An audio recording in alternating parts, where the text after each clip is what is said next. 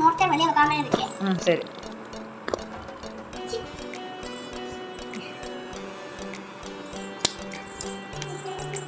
அம்மா கிளிக்க பார்க்கறேன். மாட்டேன் அம்மா இருக்கேன் பார்த்துக்கிறேன். இங்கிட்டு வாங்க தர்ஷினி, அம்மா கிட்ட வாங்க. என்ன பண்றாங்க? அவ்வளோ தேவ்.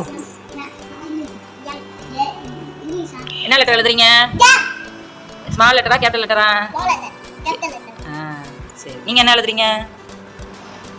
GOOD. அப்படின்னா வெரி குட். குட்.